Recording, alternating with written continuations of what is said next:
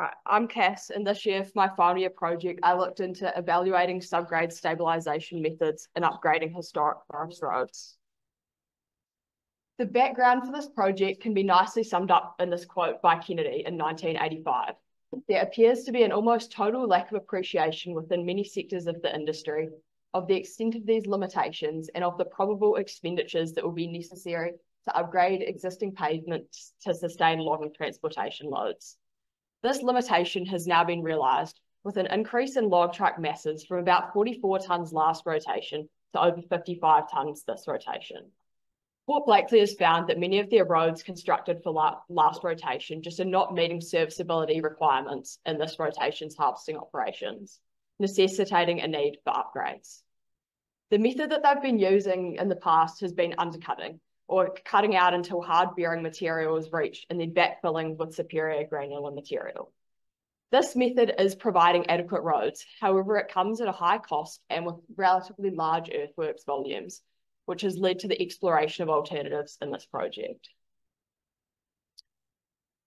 The objective of this project was to determine which soil stabilisation method provides the most fit-for-purpose solution for reconstructing previous rotation forest roads to withstand the stresses of current harvesting operations. The three methods looked into were undercut, as I mentioned before, that Port Blakely is currently doing, lime stabilisation, which is a chemical stabilisation technique using the reaction between clay and lime particles, and geogrid, which is an interconnected polymer network that stabilises through particle interlock with the aggregate.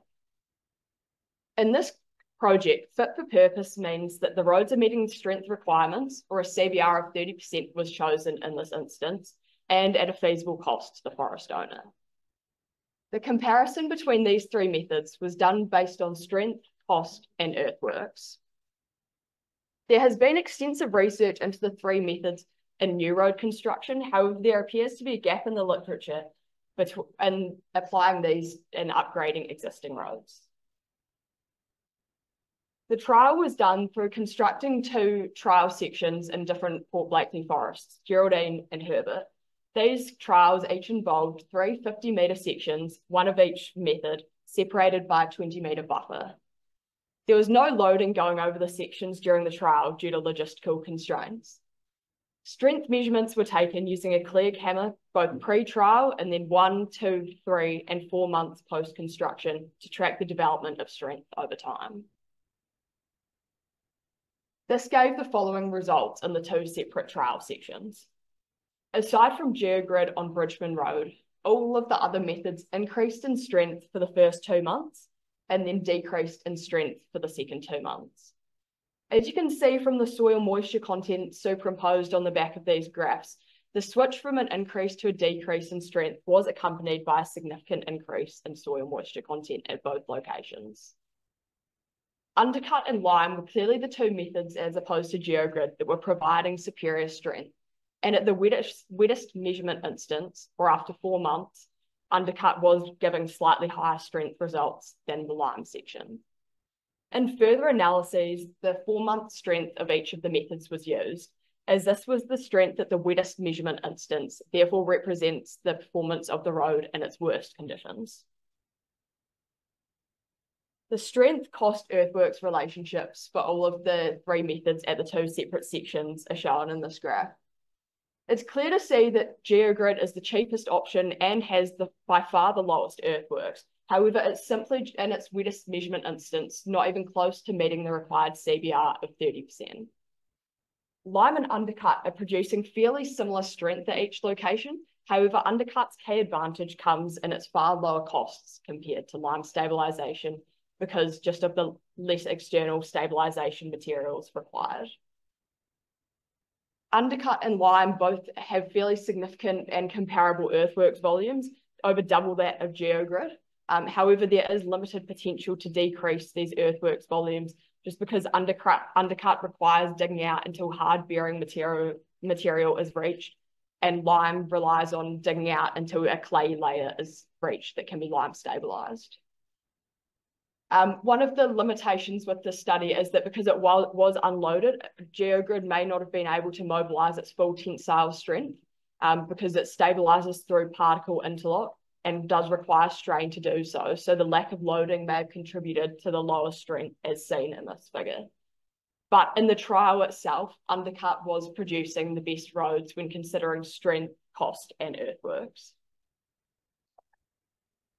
Throughout New Zealand forests, so there is a large difference in aggregate prices. At the trial locations, the aggregate price was relatively low, so Undercut was a cheaper option than lime stabilisation. However, elsewhere in New Zealand, this may not be the case.